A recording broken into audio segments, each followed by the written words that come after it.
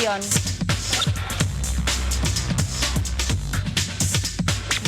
es todo lo que un país en democracia tiene que ser. DTV es tu voz en el Congreso. Este 2023 seguí eligiéndonos. DTV, el periodismo en el Congreso.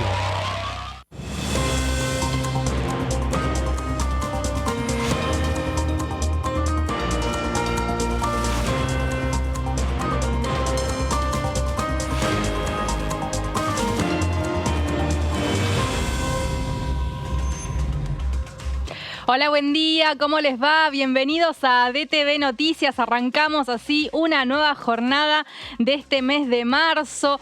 Llegó el otoño, aflojó la temperatura en la Ciudad Autónoma de Buenos Aires, así que está, digamos, todo como parece que tendría que estar en esta estación del año que a mí particularmente es una de las que más me gustan. Y aquí en lo que respecta a lo parlamentario, como decíamos en el día de ayer, comisiones, se reunió finalmente la Comisión de Juicio Político, ausencias de los funcionarios del gobierno de Mauricio Macri que fueron citados para el día de ayer, pero hubo otros testimonios que vamos a estar repasando en un ratito nada más. También la comisión que preside Facundo Manes de Ciencia y Tecnología se reunió en paralelo, ¿no?, con la de Juicio Político. Vamos a estar también con toda esa información. Tenemos a nuestros compañeros en las columnas, tenemos mis proyectos, tenemos a Gonza Solabarrieta y por eso ahora le vamos a dar la bienvenida.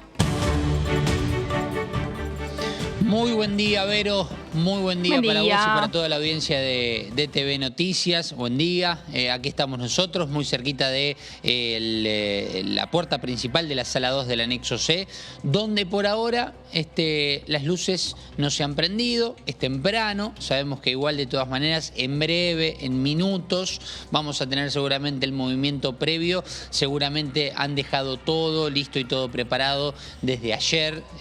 Aquí la gente que trabaja muy bien, trabajadores y trabajadoras de la Cámara de Diputados, en cuanto a lo que tiene que ver con la limpieza, con el orden, porque a partir de las 10 de la mañana se va a estar reuniendo en principio sola la Comisión de Presupuesto y Hacienda, Vero, y es la primera tarea que tendremos fuerte, porque decía sola porque después a las 12 se unirá con Finanzas, pero para tratar otra cuestión muy importante como son las problemáticas de las familias que han sacado su crédito UVA y que sigue incrementando su valor mes a mes.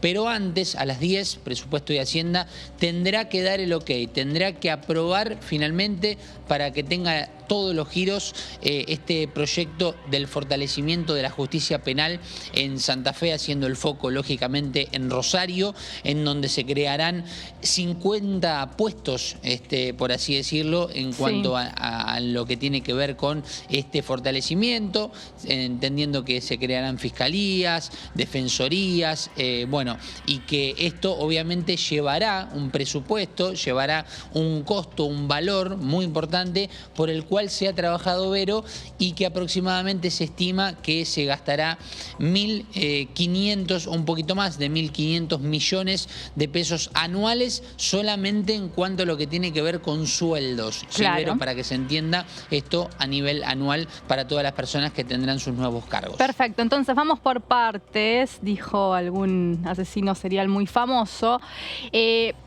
Vamos a empezar entonces con la Comisión de Presupuesto y Hacienda, como vos decías, para tratar el proyecto de fortalecimiento de la justicia federal de la provincia de Santa Fe en lo que es la sede o la esfera penal. Esta comisión le va a dar, o al menos se pretende que se avance con una firma de dictamen ya de mayoría, porque ya tiene este proyecto la firma del dictamen de otro plenario de comisiones donde había sido girado, que uno, repasemos, Gonza, era justicia y la otra era legislación penal, ¿verdad? Legislación penal, exacto, sí, Bien. Se han juntado en conjunto, han hecho la reunión la semana pasada, no la anterior, y ahí le han dado los dos giros principales para luego el tercero, que sería el de presupuesto y Hacienda. Y como bien decís vos, la cuestión acá es ese número, ese gasto que, bueno, se buscaría, digamos, obviamente financiar por parte de... todavía no está claro, seguramente hoy, al menos a mí, espero que me quede claro, si va a ser un presupuesto del Estado, del Poder Judicial específicamente, o dónde va a estar ese número plasmado en cuanto a el dinero que se necesita para crear esta cantidad de puestos que vos bien decís allí en lo que tiene que ver con la justicia santafesina. Eso a las 10 de la mañana, pero también tenemos otra comisión, ¿no?, que se va a estar desarrollando en paralelo al mismo horario. Vos corregime, que vos sos el que tiene acá la agenda exactamente. Total. Exacto, Vero. A partir de las 10 también estaremos muy atentos a todo lo que suceda con la Comisión de Agricultura y Ganadería, recordando que se va a tratar este proyecto para la promoción justamente del proyecto agrobioindustrial federal, inclusivo, en donde justamente se buscará el fortalecimiento del sector, donde hemos visto, por ejemplo, reflejado inclusive en las redes sociales de Marcelo Casareto, una foto en conjunto de él junto con Ricardo Burjaile, que sabemos que son dos personas que vienen trabajando y mucho en este proyecto, sobre todo en el sector, y obviamente que Marcelo Casareto ha sido desde hace mucho tiempo quien ha marcado inclusive la cantidad de firmas por parte de las empresas que seguramente se verán ampliamente beneficiadas, ¿no?, justamente con la aprobación de este proyecto. Y por eso también a partir de las 10 de la mañana tendremos este plenario que será en la sala 1 del anexo A. Otro diputado que estuvo participando también de esto es el diputado Ponce, ¿no?, de la provincia de San Luis, del oficialismo. Estuvo también en esta negociación para poder llevar de nuevo adelante el proyecto a la comisión. Proyecto que había perdido estado parlamentario y que reflotó Casareto, no sé si a principio de esta semana o a fines de la anterior, pero bueno, fue como muy inmediato, ¿no? Lo reflotó volviéndolo justamente a presentar de manera oficial en la Cámara de Diputados. Y después vos me decías que al mediodía tenemos otro plenario de comisiones, que ahí es donde se suma presupuesto junto con finanzas, porque se viene este otro debate que es el tema UVA, ¿no? Crédito UVA, aquellas personas que hoy están teniendo dificultades para pagar este crédito. Y había una propuesta de sesión especial, Gonza, que finalmente se desestimó. Ayer desde el lado de Cobos dijeron, no, al final no vamos a avanzar con la convocatoria. Exacto, las mismas personas que habían firmado el proyecto o el pedido, la solicitud para sesionar, en donde el temario estaba particularmente enfocado en la solución para las familias que habían sacado su crédito UVA. Bueno, finalmente los mismos diputados y diputadas fueron los que firmaron esa nota desestimando este pedido, es decir, justamente lo que estaba pensando, que hoy tendríamos un día de sesión. Pero ¿cuál era la problemática? Porque más allá de que hoy tendremos este plenario a partir del mediodía, en donde imaginamos que la Comisión de Presupuesto tratará de extender su reunión porque es un tema muy importante y se quedará sentada esperando a que se incluyan los participantes de la Comisión de Finanzas para hacer la reunión conjunta, la reunión plenaria para tratar este tema. Pero acá la cuestión me parece que da para un debate un poco más profundo, para más tiempo. ¿Por qué? Porque son... Tengo entendido, Vero, más de 11 proyectos para buscarle una solución a este tema, que no es menor, que en donde hay muchas familias que realmente están muy preocupadas, que es un tema que urge, y por eso están tratando de ponerse de acuerdo en cuanto a cómo buscar la solución según la medida. ¿Sí? Hablamos obviamente de las distintas unidades de medición para poder encontrarle la solución, también evaluando el mercado, evaluando la proyección a corto plazo en cuanto a lo que tiene que ver con la economía argentina, y por eso creo que sin dudas, así como vos dijiste, que hoy nos sacaremos las dudas si esto, por ejemplo, el presupuesto para el fortalecimiento de la justicia de Santa Fe, que una de las posibilidades es, por ejemplo, que aquellos que pagan ganancias con parte de ese fondo tal vez se pueda llegar a financiar esto. Bueno, nos despejaremos las dudas de eso, nos despejaremos hoy también las dudas en concreto si hay alguna especie de unidad para tener un dictamen concreto y unificado para la solución de los créditos UVA. Y lo último, Vero, si me permitís, respecto al proyecto agrobioindustrial, ayer estuve preguntando porque tengo entendido que pensando en una posible sesión para el martes próximo, en caso de que se dé, le faltaría el giro en presupuesto y Hacienda, creo que al proyecto agrobioindustrial, como para poder ingresar, en caso de que se nos ocurra pensar como una posibilidad. Es cierto ese dato, Gonza. Y por último, ¿alguna impresión de la Comisión de Juicio Político, que ya inmediatamente aquí en DTV Noticias vamos a repasar los testimonios, pero alguna impresión de lo que te dejó? Fue una nueva convocatoria muy extensa en horarios y bueno, con otros testimonios, pero abocados y a pocos días del 24 de marzo, ya estamos casi pisando el Día Nacional por la Memoria, Verdad y Justicia en Argentina. ¿Qué te dejó o qué viste en esta comisión? Bueno, vos me podrás ayudar con cómo finalizó, porque lo que a mí en principio me llamó la atención es que no fue tan convocante o no hubo una gran cantidad de participantes como sí en otras reuniones, al menos al principio. Yo creo que esto también estuvo abocado, Vero, a la no participación de los o la no presencia de los convocados para dar su testimonio, principales, más fuertes de renombre tal vez, aunque fue muy importante todos los testimonios, inclusive muy fuertes los testimonios también de las personas vinculadas a aquellas que sufrieron violencia en la dictadura, pero en principio esa fue la primera impresión que me dejó, una comisión larguísima, muy larga, muy extensa, y estuve consultando, Vero, y también esto corre también como parte de información respecto a lo que vendrá en juicio político. Aún no está preparado, no está confirmado cuál va a ser la temática para la próxima reunión, pero consulté, ¿cuántas faltan? Faltan muchas más, 2, 3, 4, y la verdad que me dijeron, no te podemos asegurar un número, y creo que van a ser más, me dijeron. Así más que de lo esperado. Esperamos muchas más reuniones, más de lo esperado, exactamente, bueno. Vero, así que se seguirá con esta ronda de testimonios y con las reuniones entonces de esta comisión de juicio político. Hasta las PASO, ponele. Y puede ser, ¿por qué no? Es un tema, son varios temas en realidad, son muchos temas y creo que sí es cierto que da para que haya más de 4 reuniones sin lugar a dudas. Muy bien, ¿y pasaste bien tu cumple? ¿Bien? Muy bien acompañado también por todos los compañeros, compañeras del canal, así que muy feliz, Vero, la verdad, muy feliz. Me alegro un montón, Gonza. Bueno, hemos hecho un repaso extensivo entonces, nos vamos a reencontrar en un ratito nada más, que seguramente vas a tener más información para contarnos. Nos vemos en un ratito entonces. Cómo no, Vero, aquí estaremos.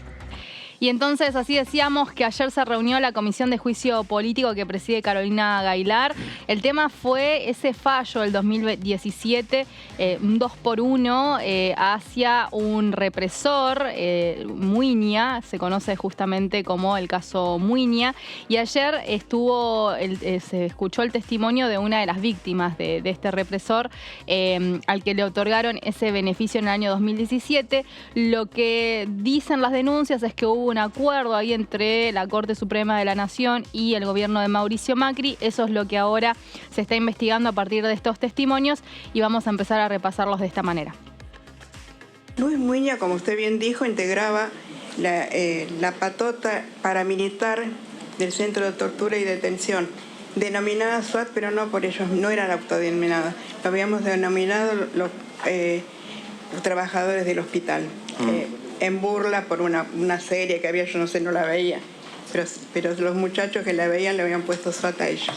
Muiña, toda esa patota se paseaba impunemente por el hospital, con armas largas, con botas, con uniforme de fajina, con fusiles al hombro. Eran totalmente reconocibles, pues estaban todos a cara descubierta. Aunque cuando a mí me tuvieron encerrada en el chalet, se taparan las caras, yo les conocía las voces, les conocía las posturas. Yo soy enfermera, entonces estoy muy acostumbrada a reconocer las posturas de las personas, la forma, los modos. Aunque estén cubiertos, los puedo reconocer. A mí no me protegió nadie. No, yo declaré en el juicio a las juntas y mucho tiempo después del declarar en el juicio a las juntas, en el 2003, todos los juicios que habían quedado paralizados por la actuación Cara Pintada en unas Pascuas, que Alfonsín dijo Felices Pascuas. Igual le reconozco a Alfonsín la virtud de haber hecho ese juicio que ningún otro lo hubiese hecho en este país. Así que a él le agradezco eso. Y bueno, después a Felices Pascuas pasó mucho tiempo hasta que en el 2003 se reabrieron las causas.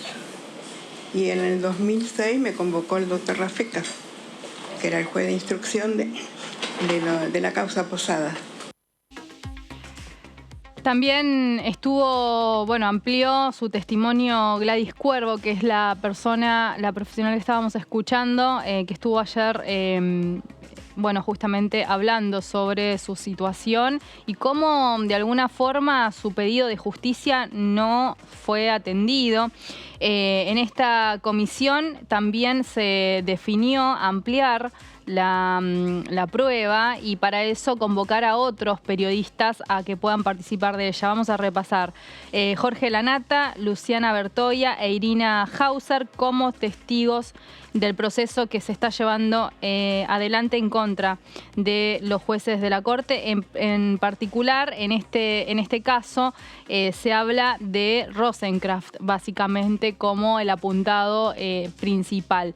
Vamos a escuchar y continuar viendo lo que nos decía o lo que decía precisamente en la comisión Cuervo. Muñoz había sido juzgado en el TOF 2, que integraban el doctor Gorini y el doctor Jiménez Uriburu, y habían sido muy benévolos, eran realmente muy benévolos generalmente con la gente del ámbito militar, y le dieron 13 años solamente. Ya llevaba algunos detenidos, así que se los computaron, y para la fecha en que le declaran, lo hacen pasible del beneficio del 2x1, él ya estaba en libertad condicional, trabajando en una empresa de seguridad y viviendo en una pensión. Así que yo cuando lo escuché por información, por televisión, primero sentí que me rompían de nuevo el esternón y las costillas a golpes. Cuando me recuperé un poco, me puse a pensar, ¿y por qué este señor que ya está fuera prácticamente, le dan ese beneficio? Después me enteré, porque usted sabe que el sistema judicial es un sistema corporativo. Y como es corporativo, a veces hay infidencias, a veces por distintos motivos se cuelan cosas. Así que me enteré que el doctor Rosenkraft había instruido a dos de su vocalía, uno el doctor Morgensen y otro no recuerdo, para que eligieran un caso. Morgensen, porque además no le correspondía el 2x1 a Muñoz. El 2x1 no era para los juicios de lesa inmunidad, era por la sobrepoblación de las cárceles. Así que, bueno, obviado eso, Morgensen eligió a Muñoz porque nadie lo conocía. Craso error, no era mediático, pero nosotros, los afectados por sus actuaciones, sí lo conocíamos. Así que a partir de ahí, a mí me hicieron muchas entrevistas radiales, televisivas, y desnudé todo lo que había pasado en ese campo de concentración del que había sido partícipe Muñoz. Después se hizo la marcha multitudinaria contra el 2x1, y bueno, se tuvo que retrotraer todo eso. Recordemos que se refiere al caso de un fallo de la Corte Suprema de la Nación del año 2017, donde se otorga este beneficio conocido como el 2x1 a Luis Muñoz, represor en la dictadura militar, y que básicamente generó toda una polémica, como lo decía Cuervo, que fue víctima de, justamente de este represor. Se hizo toda una movilización y una convocatoria muy grande que hizo que el gobierno de Mauricio Macri, también y de alguna forma presione para retrotraer este fallo. Pero la hipótesis que maneja el oficialismo es que hubo un acuerdo para beneficiar a Muiña por parte del gobierno de Cambiemos con quienes integraban el máximo tribunal en ese momento y apuntando específicamente a Rosenkrantz. En cuanto a esta situación, estuvo hablando allí en la comisión también la diputada por la provincia de Río Negro, Susana Landricini, un momento muy emotivo de este encuentro. En primer lugar, quiero agradecer a Zulema y, por supuesto, a Gladys. Y quiero valorar la valentía que han tenido a lo largo de todos estos años. Reconocer al doctor que ha conducido la Comisión de Derechos Humanos del Hospital Posadas desde su regreso del exilio, el doctor Carlos Apesteguía, un hombre radical que luchó al lado de Alfonsín para poner en marcha los juicios y que defendió y trabajó en el hospital junto a su familia hasta su jubilación. Por eso quiero señalar algo muy particular.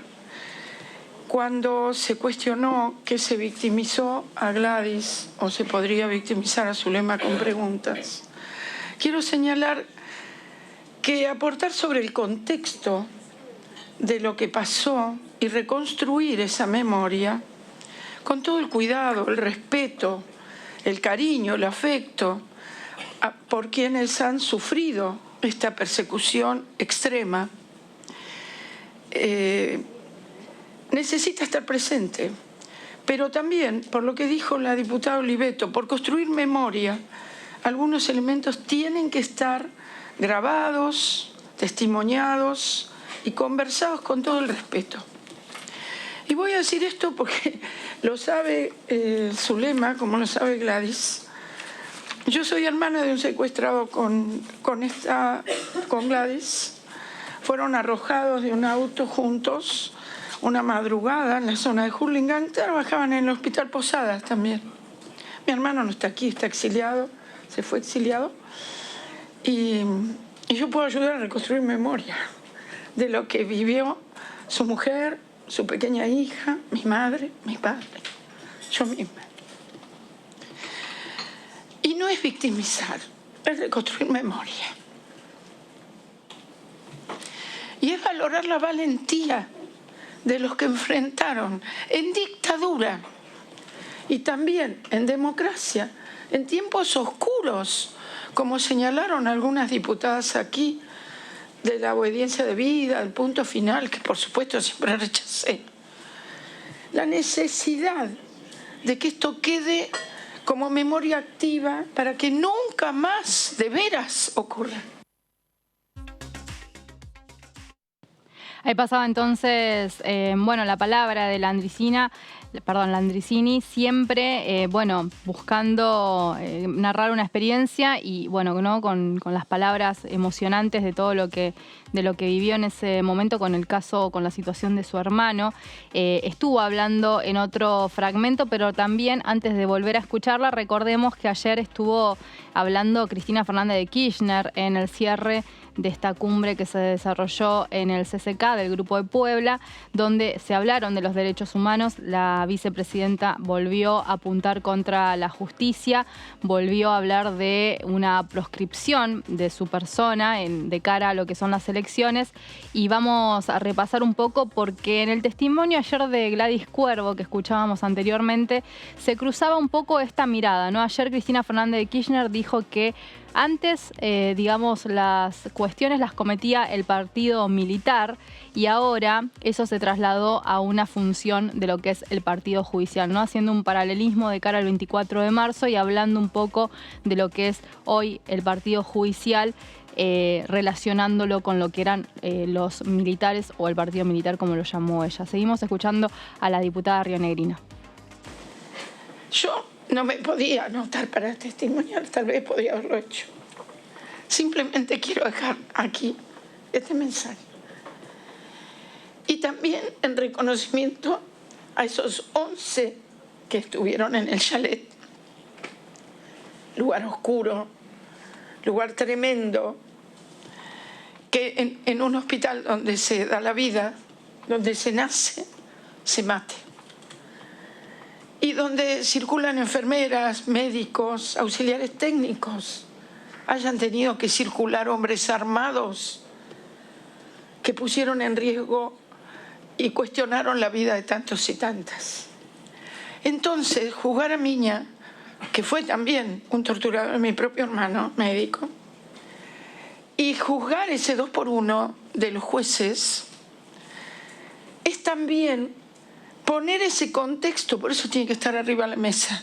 Hablar del 2x1 y de la decisión de esos jueces sin todo ese contexto, el del 28 de marzo cuando fue tomado el hospital con helicópteros y tanques y puestos en fila los médicos como si fueran grandes delincuentes, hombres y mujeres, trabajadores de ese hospital, no puede dejar de estar en el contexto del análisis del 2x1 como una barbaridad que la democracia argentina no puede permitir, ni la democracia latinoamericana.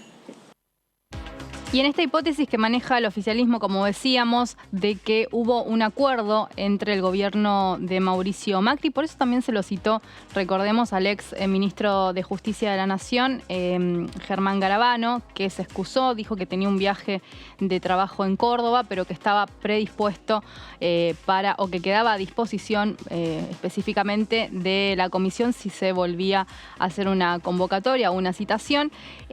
La situación acá es que se sostiene que Rosenkrantz, uno de los ministros de la Corte Suprema de la Nación, en ese momento influyó en la decisión que tomó Elena Hayton de Nolasco a la hora de la votación. Por eso, y de esa situación, estuvo hablando Horacio Díez, que es el subprocurador del Tesoro de la Nación, y vamos a escuchar lo que decía al respecto. Tengo presente que era uno de los casos de relevancia institucional, ¿no? Tenía que ver de manera directa con la integración del alto tribunal y, bueno, además era un proceso de amparo en el que los plazos eran abreviados y en los que era imprescindible responder por parte del servicio jurídico sobre el que tenía responsabilidad la demanda promovida por la doctora Hayton. En aquel momento, y al igual que lo hacíamos con los juicios de relevancia institucional, jurídica, política, se informaba a las autoridades ministeriales, al secretario de Justicia, a la unidad ministro de Justicia, a través de la jefatura de gabinete de asesores del ministro, y procedimos en el servicio jurídico a contestar esa demanda de amparo de la doctora Hayton. Obtuvo la doctora Hayton, esto es un dato que entiendo que es de conocimiento de los señores legisladores y señoras legisladoras, obtuvo un pronunciamiento favorable del Juzgado Contencioso Administrativo Federal 6, creo recordar, alineado con la doctrina del precedente Fait. No recuerdo haber recibido ninguna indicación especial de estos temas, informaba a la jefatura de gabinete de asesores de la unidad ministro. Contestamos la demanda sin recibir en ese momento todavía ninguna indicación especial. No, la distribución de los casos dentro del sector de judiciales, ¿no?, de la Dirección de Asuntos Jurídicos, normalmente la hacía el director del área de judiciales, el doctor Jean Grasso, que suscribe como patrocinante, era coordinador, ¿no? Y el doctor Bataller, el responsable primario, ¿no?, de la causa. Esa distribución se hacía en función de la carga de trabajo de cada profesional, ¿no?, para asegurar una distribución más o menos razonable y equitativa, ¿no?, en el esfuerzo. Nuestros tribunales están, tan atiborrados de expedientes, y si a esto le suma el hecho de que el amparo prácticamente se ha ordinarizado, ¿no?, y en el fuero contencioso administrativo federal casi todo va por vía de amparo, ¿no?, cuando se demanda al Estado, sí, es un plazo express, si usted me acepta esa expresión, ¿no?, pero dentro de lo que las normas en todo caso disponen, ¿no? Siempre repasando cómo se fue tejiendo el fallo de la Corte Suprema de la Nación en 2017 sobre Luis Muiña, este 2x1. Ayer se incluyó el testimonio de otra de las personas que también estuvo brindando información. Hablamos de María Ángeles Ramos, también de la Procuraduría de Crímenes contra la lesa humanidad. Vamos a escucharlo. La posición institucional ya venía estando diseñada como cuestión de política criminal por la Procuración en algunos antecedentes. En lo particular, cuando tuve que dictaminar, yo no dictaminé en particular en el caso Muiña, sí en un caso que se presentó a consecuencia de lo que fue ese fallo, y la posición institucional que manifesté en ese dictamen tuvo que ver con el análisis, por un lado, de la vigencia de la ley que conocemos como ley del 2x1, y por otro lado el análisis que tiene que ver con los compromisos internacionales asumidos. En este sentido, con relación a la primera cuestión, una de las cuestiones que se fueron manifestando, digamos, en espejo en los distintos planteos que se fueron suscitando en casos similares, tenía que ver con la aplicación retroactiva y ultraactiva de la vigencia de la ley del 2x1. Entonces, por un lado, lo que se advirtió en el análisis de los casos era que al momento de los hechos, estamos hablando de crímenes cometidos en su mayoría en la década del 70, esa ley no estaba vigente. Y por otra parte, tampoco las detenciones de esos acusados ocurrieron en esa época, ni tampoco en la época en la que estuvo vigente la ley del 2x1, de manera tal que existían cuestiones fácticas vinculadas por un lado con los hechos y por otro lado con relación a las detenciones que no se verificaban en el sentido y el mandato, el estándar constitucional que viene rigiendo históricamente en la interpretación del alcance del 2x1. De manera tal que por ese primer motivo me opuse en los dictámenes en los cuales tuve que intervenir, y como segunda cuestión, por lo que tiene que ver con los compromisos internacionales asumidos por el Estado argentino en materia de un adecuado juzgamiento y sanción de los crímenes de lesa humanidad que pueden comprometer una desnaturalización de la pena en responsabilidad internacional. Entonces pasaba así la palabra de María Ángeles Ramos, de la Procuraduría de Crímenes contra la Humanidad, hablando sobre este caso. Y antes de irnos a la pausa, recordamos que estamos en DTV Noticias, pasamos las 9:30, pero tenemos más información. Justamente vamos a tomarnos unos minutos, pero antes de hacerlo vamos a seguir repasando los testimonios, y en este caso estuvo hablando Federico Morgenstern, que es justamente de la vocalía de Rosenkrantz. Le cuento, a los fines de las causas no tengo ningún de resolución de casos, no tengo mi vínculo con la secretaría del doctor Rosati, es a través del doctor Garay y de la doctora Castro, que es la otra penalista de la vocalía. Mi vinculación con el señor o licenciado Robles se limita a lo siguiente.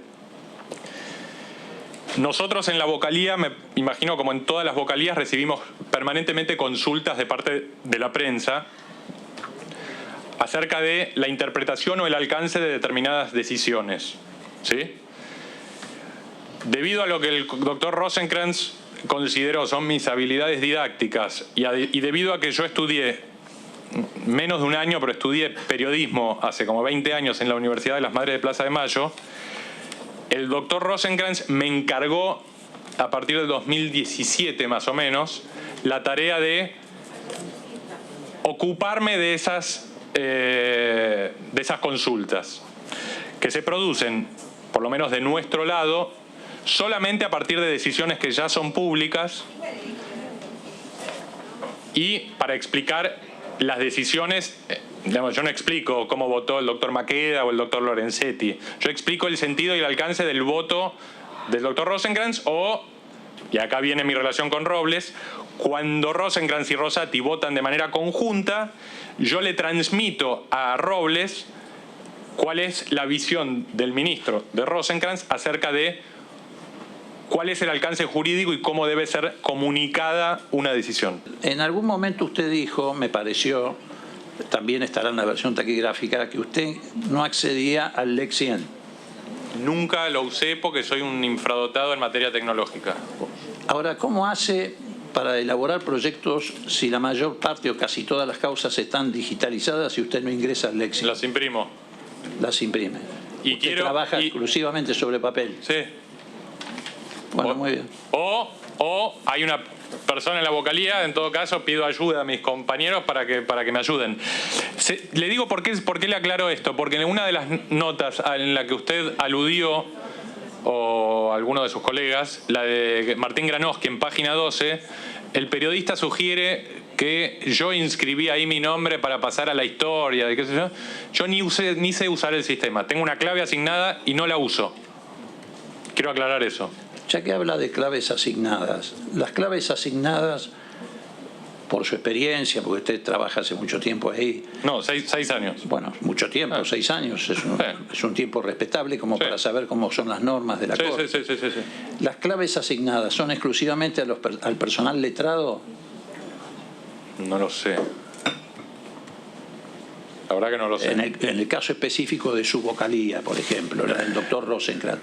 Todos somos abogados en la vocalía del doctor Rosenkrantz. Son todos abogados. Todos. Por lo tanto, usted no sabe si es exclusivamente a personal letrado o también... No me fijo si en las otras vocalías de tal persona tiene o no clave. No, yo no le digo que usted se fije, digo si hay alguna norma. Se supone que la oficina de sistemas... A ver, alguien asigna claves. ¿No? Alguien asigna clave, sí, por supuesto. Me recuerdo que a mí me la asignaron cuando ingresamos y después nunca más le presté atención al tema. En su caso es obvio, usted es personal letrado y calificado. No sé si calificado, letrado sí.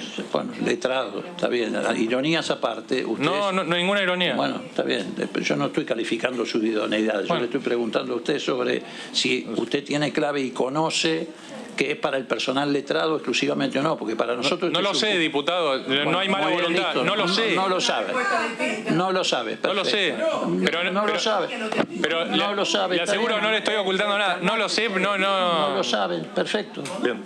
A mí me alcanza con que usted me diga que en su vocalía somos todos abogados. Son todos letrados y por obvias razones tienen todos clave. Exacto. Es punto. A mí me sirve para después esto, ¿está bien? Está bien.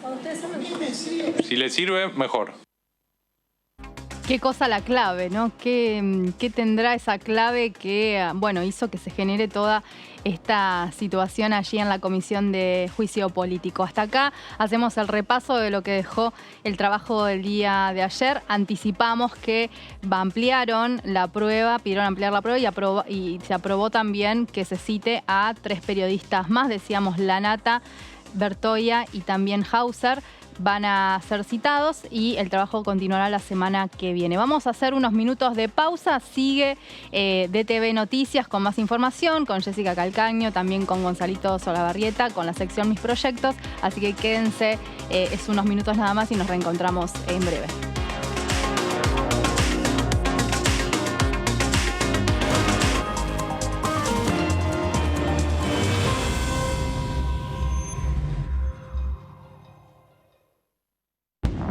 ¿Cómo les va? Muy buenos días. Estamos empezando la primera mañana.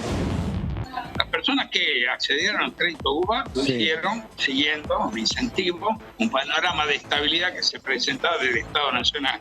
Cualquiera sea el signo político de quien gobierna, tiene la responsabilidad de controlar las variables y tratar de llevar estabilidad monetaria.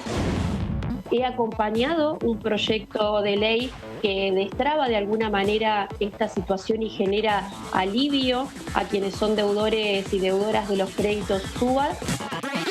DTV, primera mañana, de lunes a viernes.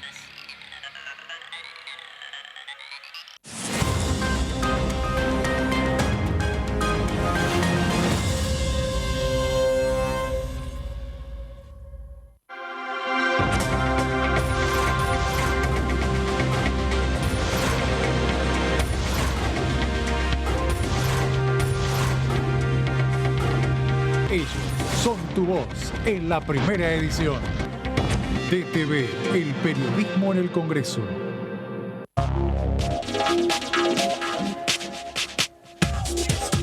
DTV es información, diálogo, análisis. DTV es federalismo, pluralidad de voces, libertad de expresión. DTV es todo lo que un país en democracia tiene que ser. DTV es tu voz en el Congreso. Este 2023, seguí eligiéndonos. DTV, el periodismo en el Congreso. A 40 años de la recuperación de la democracia, Argentina organiza el tercer Foro Mundial de Derechos Humanos, el mayor encuentro de activistas de derechos humanos del mundo. 5 días de encuentro para que te conectes con referentes y organizaciones de todo el planeta. Del 20 al 24 de marzo, vení a ser parte de las conferencias, paneles, talleres, conciertos y un montón de actividades culturales. Por el futuro que queremos. Argentina Presidencia.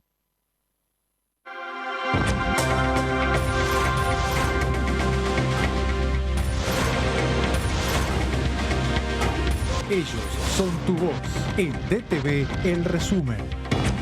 DTV, el periodismo en el Congreso. En este inicio de clases también podés pagar lo que es justo, porque con precios justos se mantienen hasta el 31 de marzo los productos de la canasta escolar. 316 productos en grandes supermercados y librerías adheridas de todo el país al mismo precio. Paga como quieras, pero paga lo que es justo. Conoce más en argentina.gov.ar/escolar. Primero la gente. Ministerio de Economía. Argentina Presidencia. ¿Cómo están? Bienvenidos, bienvenidas. Estamos en un nuevo episodio de Todo Cultura. Me parece lindo que los jóvenes tengan mayor posibilidad de encontrar una manera de relatar su vida o de lo que le gusta. Me parece que es más democrático que antes.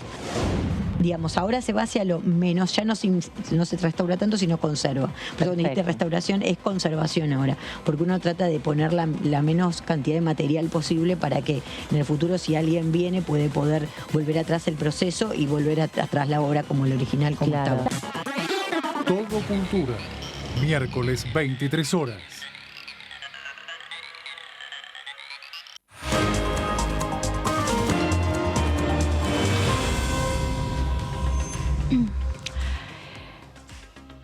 Bueno, ¿qué tal? Continuamos acá en DTV Noticias con toda esta información. Recordamos que a las 10 va a haber encuentro de comisiones. Va a estar por un lado la Comisión de Presupuesto y Hacienda, también la de Agricultura, de manera paralela. Así que la pantalla de Diputados TV se va preparando para lo que va a dejar y lo que va a suceder en estos encuentros. Para ampliar esta información, vamos a darle la bienvenida a ella, nuestra compañerita Jessica Calcaño, que está del otro lado, allí recibiendo toda la transmisión. ¿Cómo va, Jessy? ¿Todo bien? Todo bien, Vero. Muy buenos días a todos y a todas. Muy buen día. Bueno, hay que explayarse un poco de lo que se viene, Jessy. ¿Cómo ves estas dos reuniones que se van a desarrollar en breve nada más? Sobre todo imagino que políticamente van a dejar mucho las dos, ¿no? Pero lo que va a suceder con la justicia santafesina es muy relevante. Sí, es relevante, Vero, porque es el posible tema de una próxima sesión que está trabajando el oficialismo. Ya el jefe del bloque, el Frente de Todos, Germán Martínez, lo viene anunciando para el martes próximo, un día antes de que venga el jefe de gabinete, Agustín Rossi, a responder preguntas de los y las diputadas. Así que bueno, hay expectativa porque falta solo, sobre la justicia penal de Santa Fe, falta solo que se dictamine y se discuta en la Comisión de Presupuesto y Hacienda, que ya tiene el informe de la Oficina de Presupuesto del Congreso, que es lo que faltaba para evaluar cuál va a ser el impacto fiscal. Es la creación de 50 cargos, ¿no? entre jueces, defensores, fiscales, así que hay expectativa sobre eso.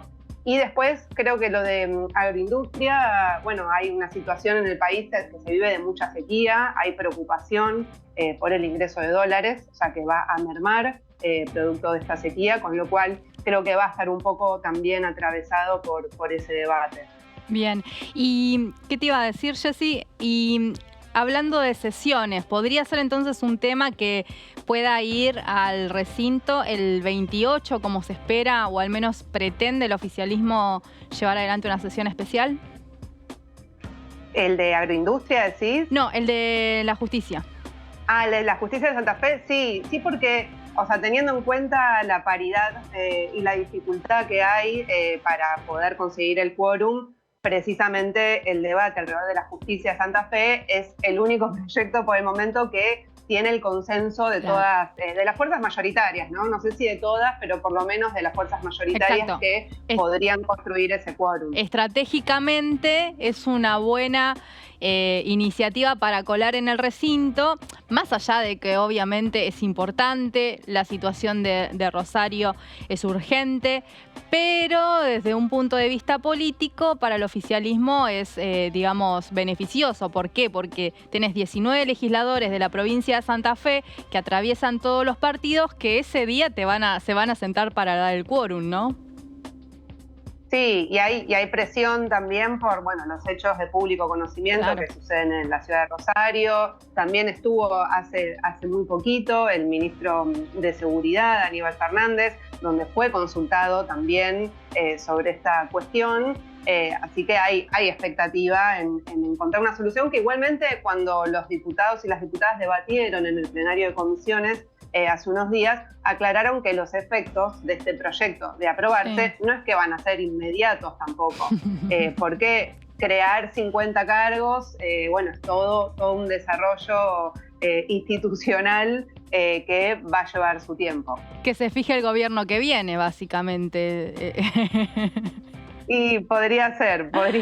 Ahora, ese presupuesto, se vería como un avance. Ese presupuesto que, se hizo todo un análisis desde la Oficina de Presupuesto del Congreso de la Nación, ¿ese número de dónde se saca ese dinero? Y lo sacan, en realidad es un número estimativo, ¿no? Sí. Ellos lo que dice el informe de la Oficina del Congreso es toma como base las escalas salariales del Poder Judicial a marzo del 2023, hace una estimación entre lo que serían esos sueldos adicionales, etcétera, más los aportes que debería pagar el Estado, y después a eso le descuenta el impuesto a las ganancias que deberían pagar, porque serían todos que ingresaron después del 2017, creo que es el corte para que paguen ganancias, el personal del Poder Judicial, y lo que ingresaría también al Estado por aportes y contribuciones, todo lo que es cargas sociales. El saldo en total sería de 1.106 millones de pesos anuales. Ahora, aclaran que esto no contempla un montón de otros gastos operativos, de infraestructura, si se crean nuevos organismos a partir de algunas cuestiones que estipula el proyecto, con lo cual es solo en materia salarial, ¿no? El cálculo que hace. Bien, Jessy. Y lo último que te quiero preguntar, ¿por qué Cobos desistió de la sesión que quería convocar para hoy? Y hubo un tira y afloje durante todos estos días, porque recordemos que los hipotecados UBA, que se va a tratar desde las 12 del mediodía en Comisión de Presupuesto de Hacienda y Finanzas, habían recibido una promesa en mayo del año pasado de que se iba a resolver su situación. Estamos en marzo del 2023 y todavía no hay una solución, no hay ni siquiera un dictamen. Julio Cobos de alguna manera intentó presionar con esa convocatoria, me parece, en la sesión especial, para que se avance en un dictamen. Como desde las distintas fuerzas confirmaron que iban a participar de este plenario, que puede haber voluntad de dictaminar, terminó bajando la sesión, digamos, ¿no?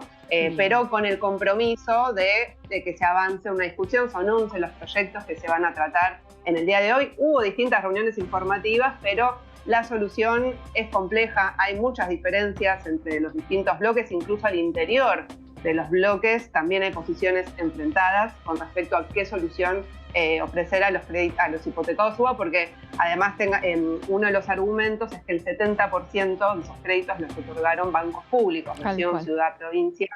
Entonces, eso es un poco la discusión que seguramente estará hoy presente. Muy bien, ella es Jessica Calcaño, que además la podemos ver. ¿En qué programa, Jessy? Y hoy voy a estar seguramente a las 7 de la tarde. Perfecto. Con Amanda Alma. En la tercera edición con la reina de Amanda Alma. Bueno, Jessy, muchas gracias por este contacto con DTV Noticias. Nos reencontramos seguramente en los próximos días. Gracias. Dale, un beso, chao. Bueno, y decíamos que además tenemos, como siempre, en este espacio, en esta horita, nuestra sección, Mis Proyectos, donde los diputados pueden explayarse y contarnos acerca de las iniciativas que les interesa tratar, las iniciativas de las que fueron parte a la hora de su elaboración y las que están impulsando. Vamos a escuchar entonces al diputado del Frente de Todos, Ramiro Gutiérrez.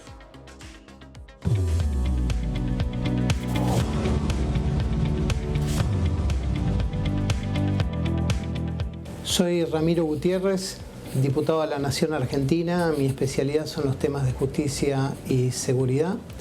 Por eso he presentado en esta casa algunos proyectos que quiero compartir con ustedes. Tenemos un código penal muy viejo, tiene 100 años, y han quedado desfasadas algunas situaciones. Por ejemplo, ¿qué pasa con aquellas personas que vienen manejando un vehículo, se representan que pueden pisar a alguien y sin importarle esa representación siguen adelante y terminan matando a otra persona? ¿O qué sucede cuando entre varias personas golpean a otra, como pasó con los rugby en la ciudad de Dolores? Y algunos se representan que pueden matarlo, ¿no? Que sus golpes son mortales, el estado de indefensión de la otra persona, y no se detienen y siguen adelante. Nuestra ley tiene una dificultad, no contempla algo que se llama el dolo eventual. El dolo eventual lo conocen los abogados, lo conocen los profesores, se los enseñan a los alumnos en la universidad, pero no está en la ley. Por eso hemos modificado, vamos a presentar ahora en esta semana un proyecto de ley que modifica el Código Penal argentino y crea 3 figuras que no tenemos.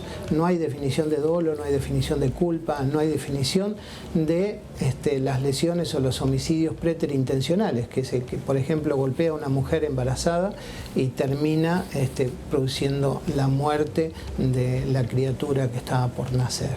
Entonces, todas esas dificultades que tiene nuestra ley las hemos charlado con los jueces y con los fiscales que han venido a este Congreso, nos han pedido esas reformas y pronto ojalá podamos dar la discusión del dolo eventual para tener una nueva herramienta para que los jueces y los fiscales puedan hacer verdadera justicia en los casos que les toque intervenir. Y escuchábamos entonces ahí la palabra del diputado que es presidente de la Comisión de Seguridad Interior de este Parlamento. Y vamos a continuar con lo que sigue, ¿no? Con lo que nos sigue contando acerca de esta y otras iniciativas en las que está trabajando.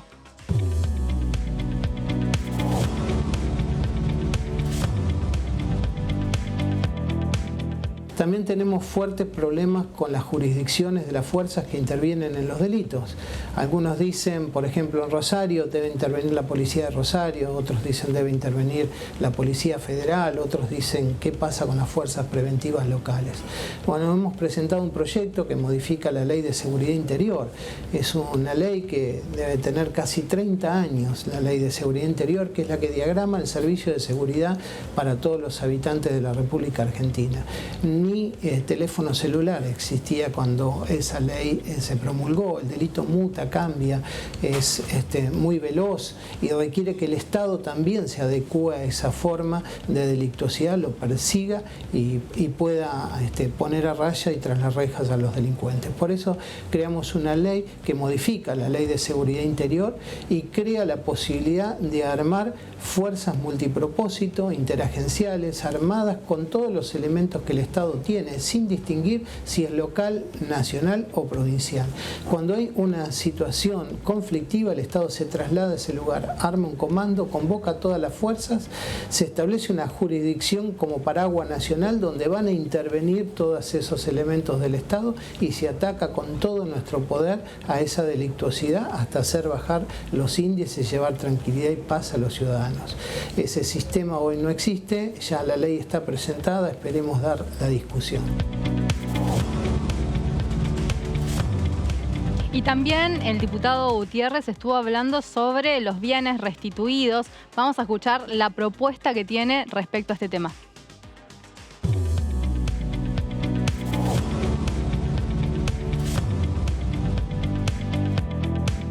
La última medida que quiero compartir con ustedes es la ley de bien restituido, es sacarle el dinero a las organizaciones criminales y ponerla a resolver las necesidades del Estado, la educación, los chicos que están en la calle, la falta de trabajo, los premios a los buenos policías, dotar de elementos tecnológicos y de todas las herramientas que el buen policía y el buen juez y el buen fiscal necesitan para trabajar, la construcción de cárceles y alcaldías.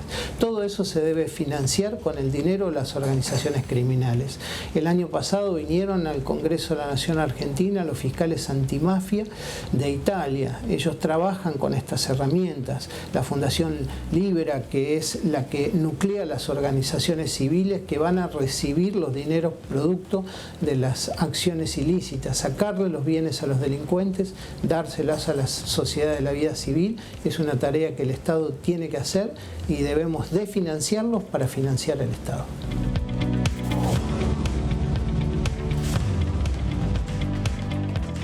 Y mientras le agradecemos al diputado Ramiro Gutiérrez por participar de mis proyectos, ahí ya lo estamos viendo en pantalla. Tenemos a Gonza por un lado y del otro lado, de mi otro costado, ya lo que tiene que ver con la sala donde se va a realizar esta comisión que tiene previsto su comienzo a las 10. Pero ¿cómo viene, Gonza, todo por ahí? Parece un poquito verde, ¿no? Bueno.